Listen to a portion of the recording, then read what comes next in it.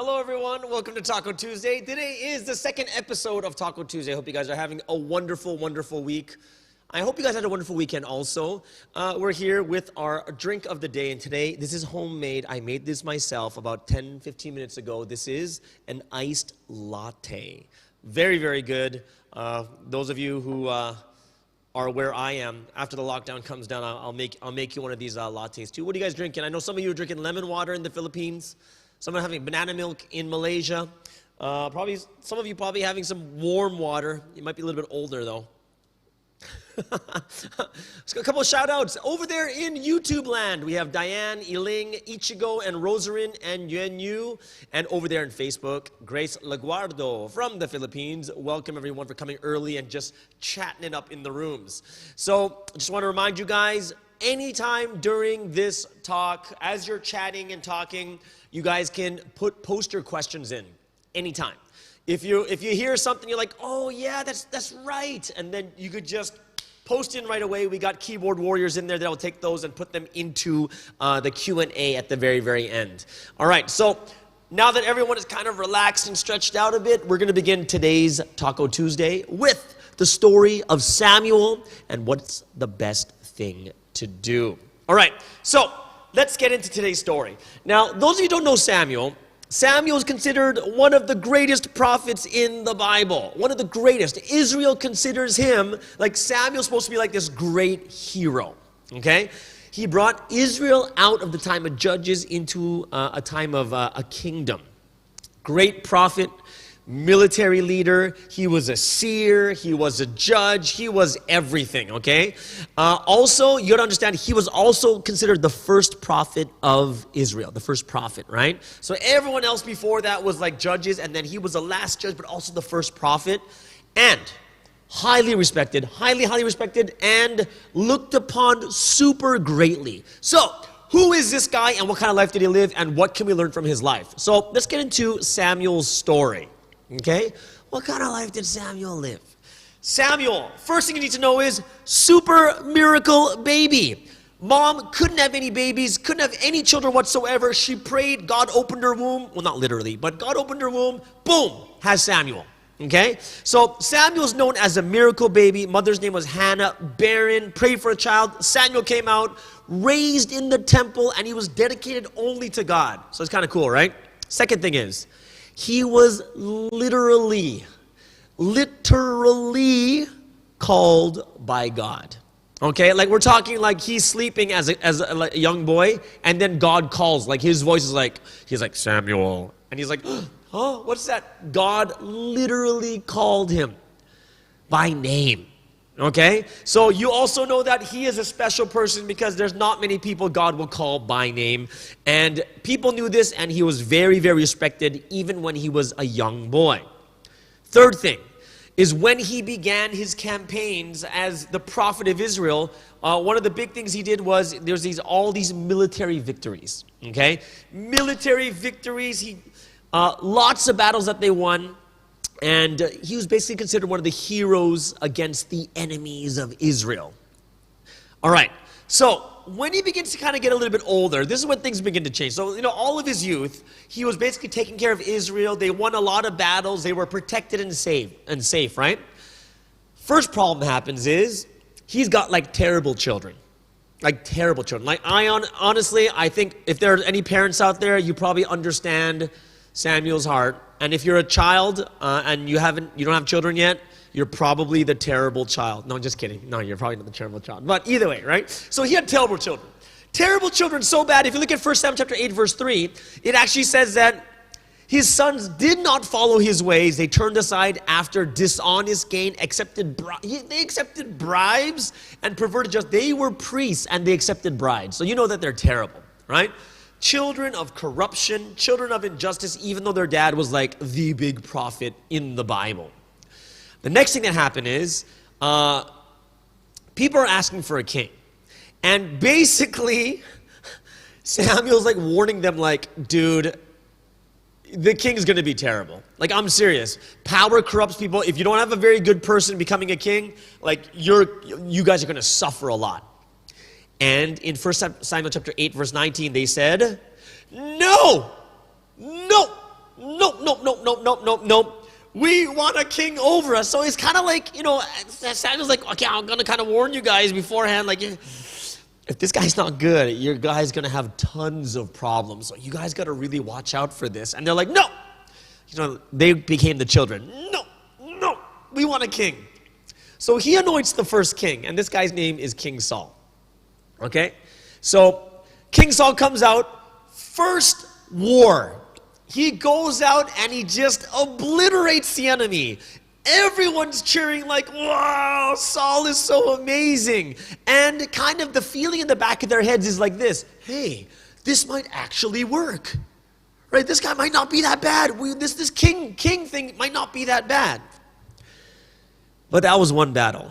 And then what happens next is Saul fails twice, and he gets basically rejected by God.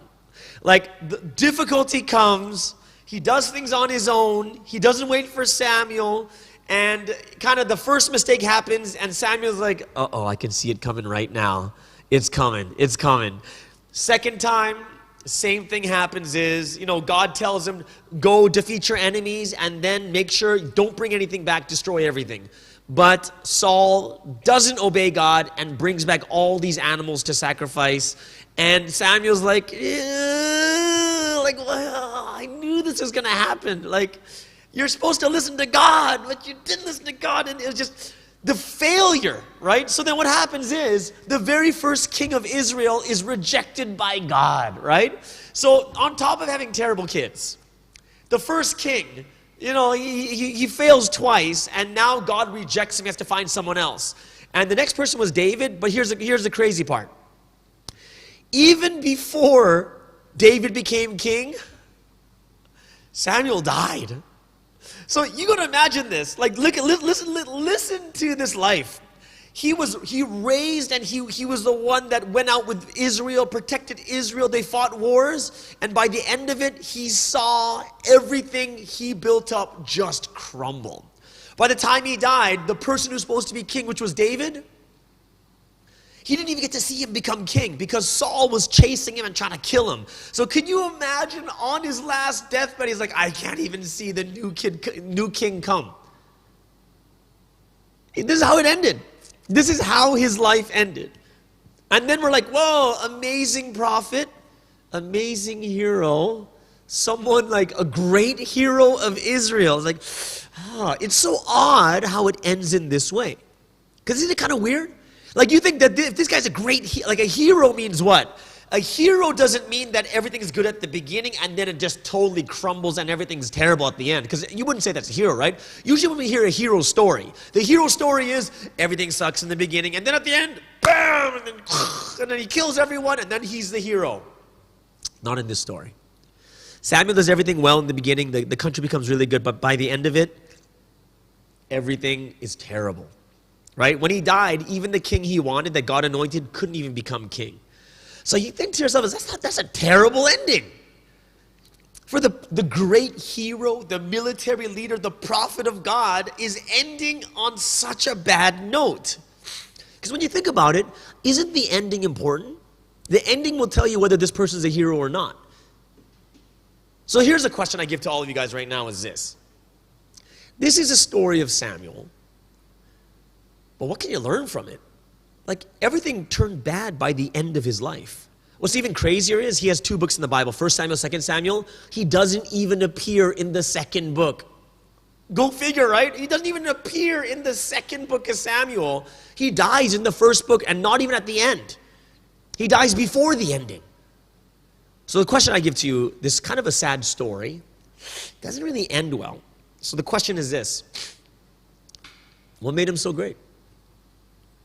Right? Like, what can we learn from this guy that he's like, it didn't really end up that great? And I want to bring this up to you guys too, is because a lot of times in our life too, some things don't end very well. Right? Some things don't end very well, but how is it that Samuel can still be considered a hero? Still be considered a great person? Right? Especially even God considered him a great person. So I'm going to tell you 3 things. 3 things that we can learn from the story of Samuel that's going to help you to understand how we can remain great in the eyes of God or maintaining that respect we have from our peers and those around us. First thing is this. The first thing that we can learn from Samuel is he was not defined by those around him or the things around him.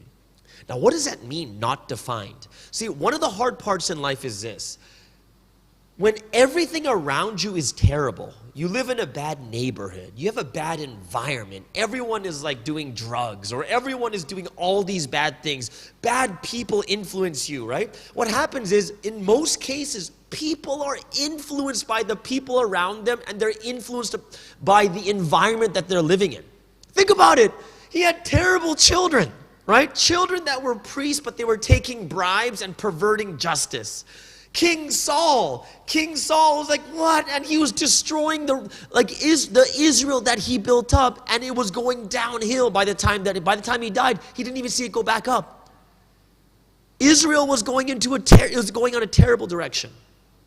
And what we need to realize is he was not defined by others. What does that mean? A lot of times in our life, one of the things that affects us a lot is peer pressure, or the pressure from those around us, and we're affected by it a lot. And when you're affected by the people around you and you're affected by the environment around you, what happens?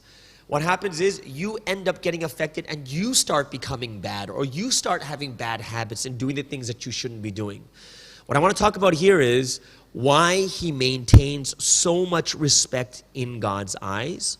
Why? Because his life was not determined by those around him and what was happening around him. Even though Israel, even though the people that he was talking to, even though the people he was raising and working with, even though all of them went bad, including his own children, he was someone who always maintained who he was, even though everyone else around him was going down. And that's something that we have to understand too, is people maintain respect and receive respect from those around them is when they maintain who they are regardless of what's happening around them. That's why you hear those crazy stories on the news, right? This person was living in the poor area, this person had no money, and then they build their way up to do what? To become a millionaire. You're like, whoa, that's so crazy. And we respect them that much more. Everyone around him was doing drugs, but he never did drugs, and he was someone who was so much better, this, and this. And we hear those stories, we're like, whoa, that's so crazy. And we respect them more, right? We do. We respect them more because they overcame the people and the environment around them. And that's the first thing we can learn from Samuel, is don't get affected, or don't let the people and the environment around you determine how you should be. And that's why Samuel was considered great in the eyes of God. Second thing is very interesting. His heart never changed regardless of victory or loss. Like what does that mean? Okay? Like if you look at Saul had one victory and then he became like, oh, I'm the king, right? I'm the king. And he became someone who thought he was like higher than God, because God's command was to do something, but he's like, nah, I can do this myself. It was just one victory if you think about it. And a lot of times in life, when something good happens to us, we feel really good, but what happens? Sometimes you feel too good. And when you feel too good, we become arrogant, bloated, inflated in our heads, and we start doing the things or saying the things that we want. People begin to lose control of their mind when something is too high or too low. So what does that mean? It means that when you look at the way your mind functions, in life there's always going to be hills, right? Ups and downs of life, no matter what, okay? So here's the thing. When people get too high, oh, I won, and then all of a sudden, you're like, what do you call it? Your mood is this high, right? What happens when you go back down? If you're staying in a normal wavelength, what happens is the ups and downs are regular and normal and things you can handle. But if you start shooting up here, what happens when you go back down? The drop is so far, you're like, oh, what's my life? And this is why a lot of people get addicted to things. Like, for instance, like gambling. There's a high, there's excitement when you gamble and you win. Wow, and you win like $10,000, $100,000, right? But then after it's done, you go back to your normal life and there's no excitement anymore because that excitement's way too high. And what happens is you keep wanting that crazy excitement. This is why people take drugs. This is why people, have substance abuse. This is why people get addicted to things, because it's too high. And what happens, what we have to understand is, regardless if you win or lose, if things are good or things are bad, you have to maintain your mind, right? Ups and downs shouldn't be too high or too low. Because, you guys know, when it's too low, you look at how high you have to go back up just to reach a normal state, and it feels impossible. It's like, oh, will I ever reach that place again? But if you maintain a good mind, what happens? It's just slightly down and slightly up. And if there's a middles right here and you're like this, there's not much for recovery, right? The thing you should realize is this. In life, there are things you're going to do well in and things you're not going to do well in, okay? The problem that people have is when you think that these things are bigger than they really are, which means that you have to realize victories and losses both are super temporary. None of them last. Think about the victories you had in the past. Think about elementary school when you were like that one test, you were like the top person in the class, the top score. And then that was elementary school. Like how many years ago was that? For me, it's like 30 years ago, right? It's like 32 years ago. That was me. But it doesn't last anymore. All those victories and losses, they're temporary. They last for a short moment and life goes on. But if you think they're bigger than they really, then what happens is you don't want to go down.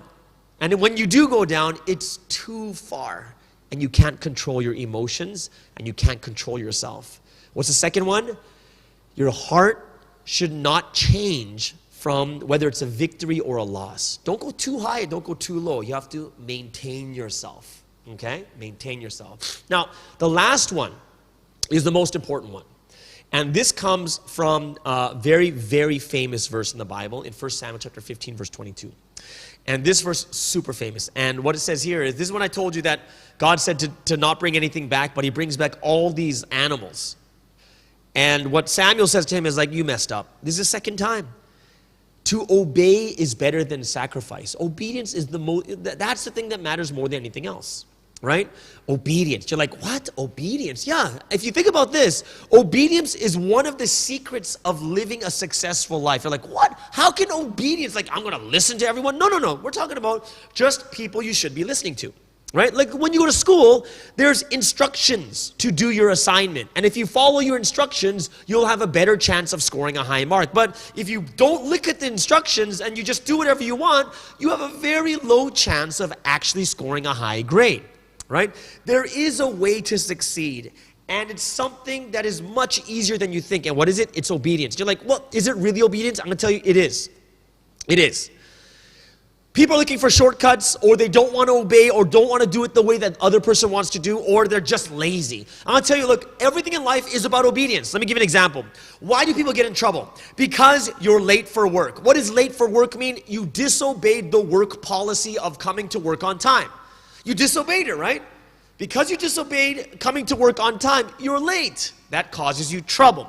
Late on assignments, you didn't do your homework, didn't finish your project, didn't do your responsibility, and what happens is, it's basically just regular obedience. Life is about obedience when you think about it, right? Like if I want to eat, there's a way I have to obey my body of how I should eat. And I don't eat through my nose. And I don't eat through my ears. Or I don't eat through my eyes. Or I don't eat through... No, I'm not going to go there, right? I'm not going to eat through different places. But there's an obedience of my body where I have to eat through my mouth, right? There's an obedience of my body. I should chew it first. I should cook it first. There's an obedience. Right? There is an obedience when you really have to go to the bathroom. You need to obey your body and go to the bathroom. Even if it's in the middle of Taco Tuesday, you got to go to the bathroom. Don't hold it in too long. It's not healthy for you. Just want to let you know that, okay? I'm saying it really quiet because I don't know why I'm saying it really quietly, but you got to obey your body. What about between friends? Between friends, it's about obedience. Why? You didn't do what your friend wanted, right? Or how many times are you frustrated because you ask your friend to do something and they never do it, and you're like, what? Like you're so frustrated because you rely and depend on your friend to do this for you, and they never do it. They never do it, and it's just so frustrating, right? What about your parents? When you don't do the dishes, that's obedience. When you don't clean your room, that's obedience. Right? When you don't do the things that you're supposed to do, this is what causes so many problems in life. It is actually obedience. And you have to understand that really deeply in your head is The reason why we get into so much trouble is because we don't obey. It's obeying our friends, obeying our parents, obeying our teachers, obeying each other, obeying your own body, obeying your heart. Obedience is one of the most successful, one of the things you can do to make your life really, really successful. Which means is, think to yourself is, how obedient are you? Obedience is not talking about a servant. Why? Because I'm obedient to my parents because I love them. Because I love them, I'm obedient. I'm obedient to my boss because he pays me, right? I'm obedient to my body or else I'm going to have major problems, right? It's true. Obedience is a big part where you have to listen to what your body says. Listen to what your friends and your family and your teachers and your coworkers and your bosses all say. When you are obedient, this is when there is success in life.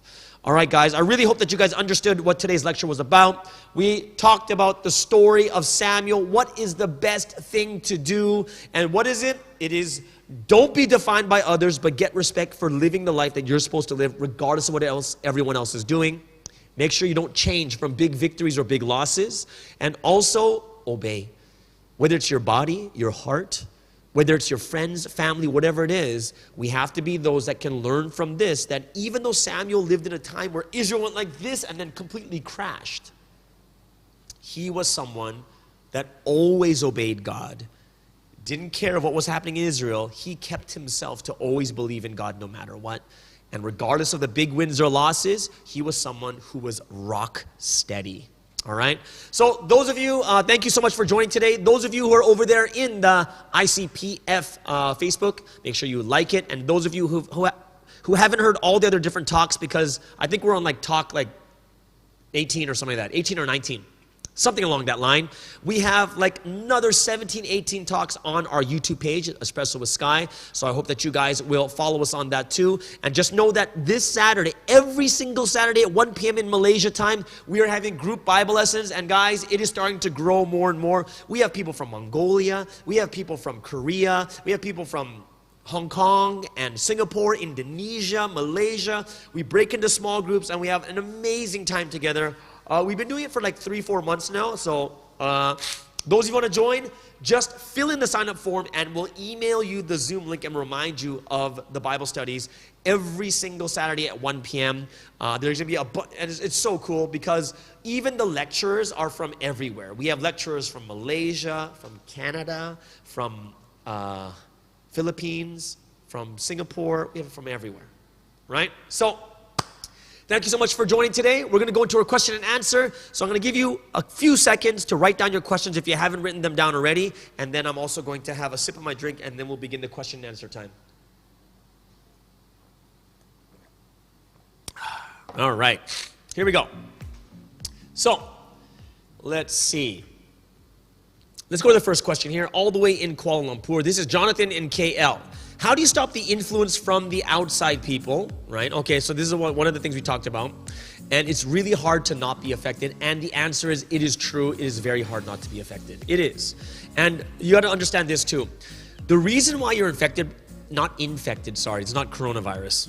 You're not infected, I'm sorry, wrong word. I got a stuffy nose. So not infected, the reason why you're affected, okay? The reason why you're affected by people on the outside is because usually we really respect or love these people, right? So like, it's true.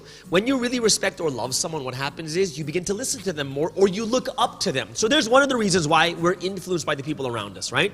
Another reason why we're influenced by the people around us is because of a lack of respect for ourselves too, right? We respect people on the outside more than I respect myself. And one of the things that I would do, Jonathan, is it is the building of myself, the development of myself, the confidence of myself becomes very, very important. Because as long as I'm not confident in myself, or if I'm not self-aware or know who I am, the problem with that is then we're looking for ourselves, we're looking for our confidence through people around us, right? What does confidence give us? Confidence is very important because confidence gives you the one thing that everyone looks for is value. Okay, so if you're getting value, if you know the value of yourself and you're confident you have that value, then it doesn't matter what anyone else says. The hard part is when you don't know the value of yourself, the problem happens is we look for value from others. So if everyone accepts me, then I'm valuable. It's true, right? So if I said, if I'm going to sell this phone, but nobody wants it, then what happens to the value of the phone? The value goes down. But if I sell this phone and everyone wants it, then the value goes up. In the same way too, this is why a lot of people just follow the crowd. Because if everyone's drinking, then I start drinking, and I'm like, yeah, let's drink together. Then you feel accepted by tons of people. And you feel like your value goes up. As a group, your value does go up.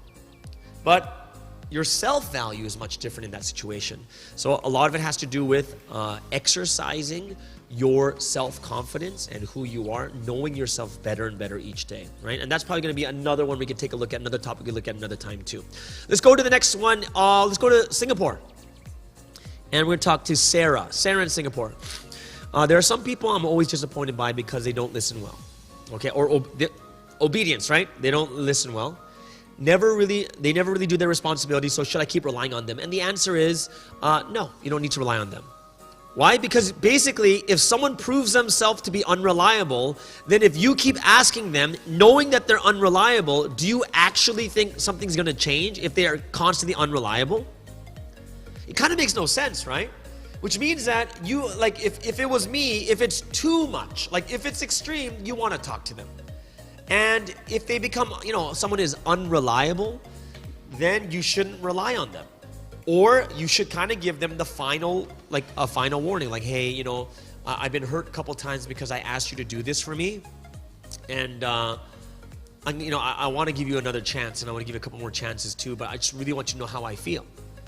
And then at that point, if the person really understands and they're really trying hard, and you can see that they're trying hard even though they fail every once in a while, then it's actually okay because you see that they're trying.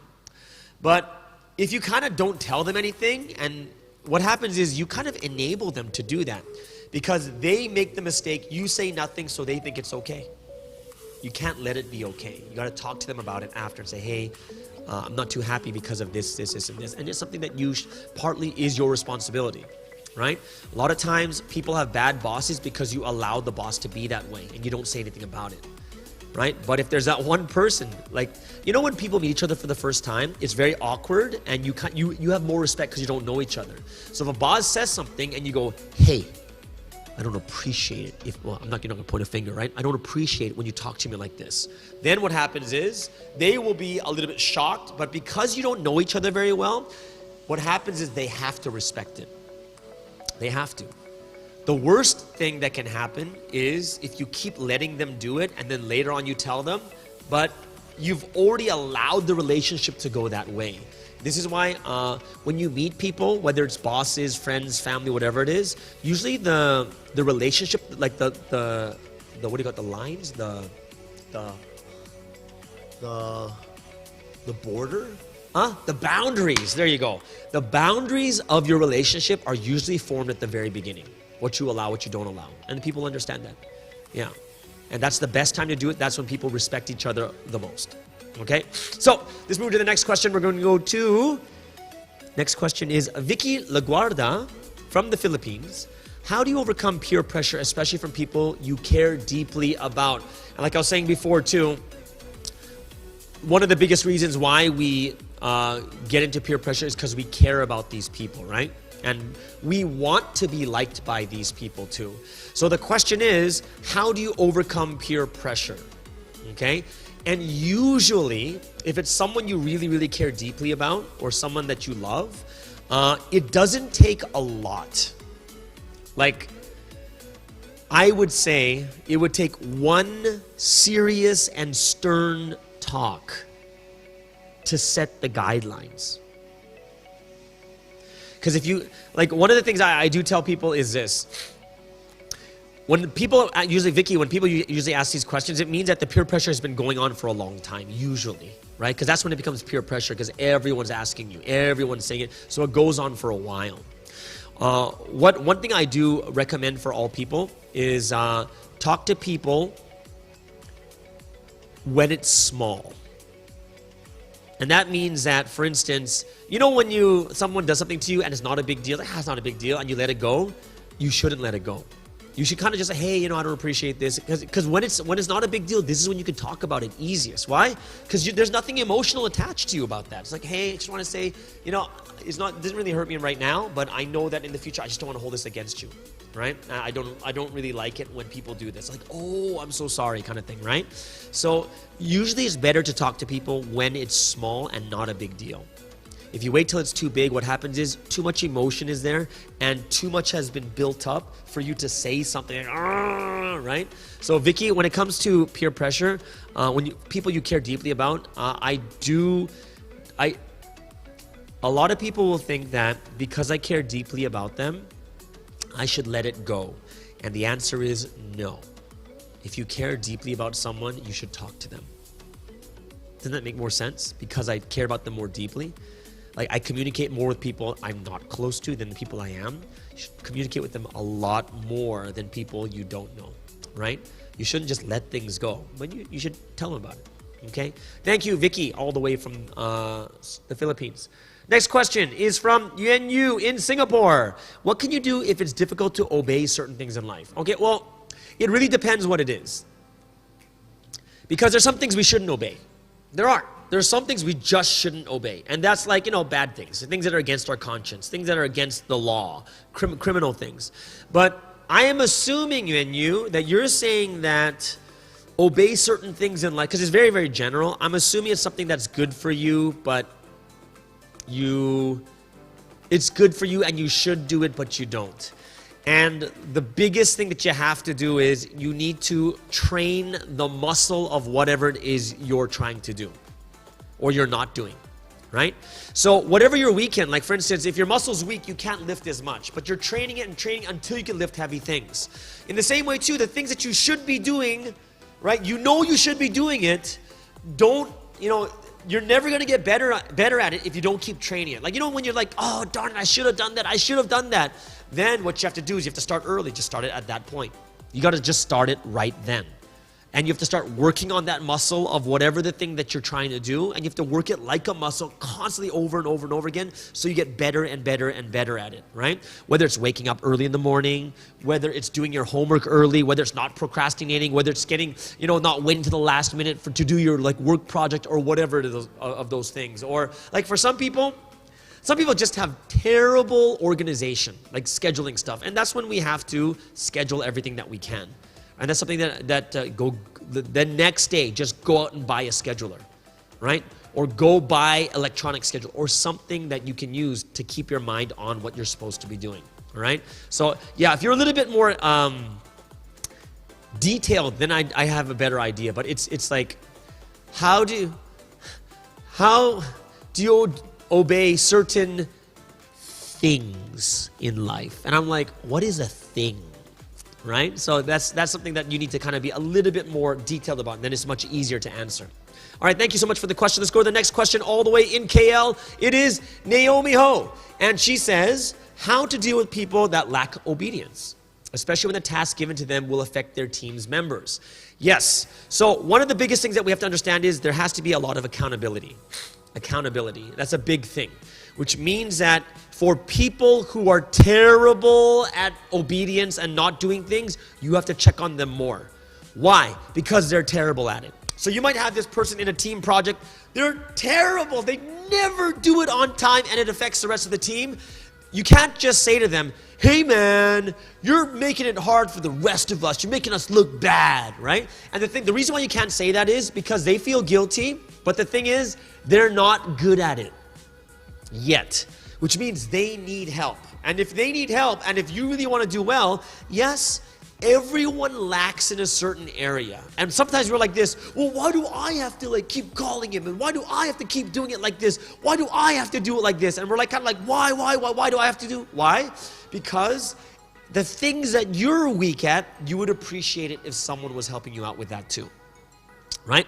Hold them accountable. And if it's for instance, something that's a bigger project, the one thing I always tell people in team projects is the best thing to do is you need to have deadlines. You really have to have deadlines, like a real deadline. Hey guys, phase 1 should be done by next Tuesday, and then it should be done by Thursday. But haven't you ever had those meetings like this? Hey, okay, so we need to get that stuff done. Who wants to do it? You want to do it? All right, cool. Get that done as soon as possible. Get it done as soon as possible. You want to get that? Okay, get that done as soon as possible. And get that done as soon as... There's no deadline. You have no idea when you're supposed to get it done. What does as soon as possible mean? And then when they come, you say, hey man, I haven't got it done yet. Oh, don't worry, man. You know, I understand. So just get it done as soon as possible. No, you know, you have set guidelines, like milestones. You need it done by this time, by this time, by this time. And someone like in a team, there should be like a director that sees and makes sure that everyone is doing their thing on time and not just waiting for that last minute. Hey, did everyone get it done? You didn't get it done. Oh no, we're not gonna get it done. Right? It's better to do it earlier. The earlier, the better. Okay? Thank you, Naomi in KL. Let's go over to Yiling, also in KL. Yiling says, some obedience contradicts each other. How could we know which to obey? Okay, so I need an example of which obedience, like, is it when your mom says do this and your dad says don't do that? Like, is that the contradiction? Like, I'm trying to think about which ones it is. Like, your body says murder someone, but the law says don't murder someone. Like, I'm not sure what that actually means, right? So some obedience contradicts each other, and some things can contradict each other, but if there is a contradiction, I would go by priority. For instance, right? Let's say I'm trying to lose weight, but my body says, let's eat. Then, am I going to listen to my body? Well, should I obey my body at that time? Well, if you've already eaten, then you don't need to eat again, right? You don't need to, right? So there's some things that you got to look at. I'm not sure exactly what you're talking about. It'd be better if I knew exactly what you're talking about, but it's better to, if there's two things that contradict each other, you're going to have to go by priorities.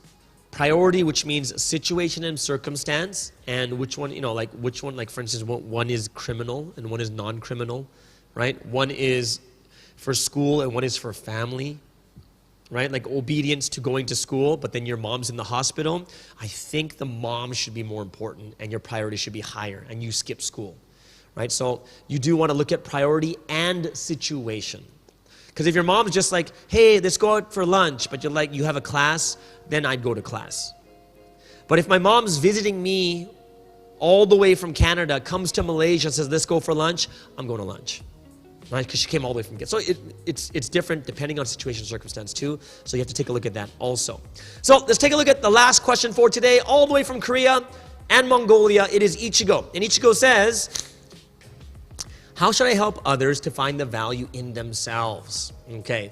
How do you help others to find value in themselves? Now that's a good question, right? Because now, some of the people you might meet in life, the value is dependent upon what other people think of them. Now, I'm not saying that's completely wrong.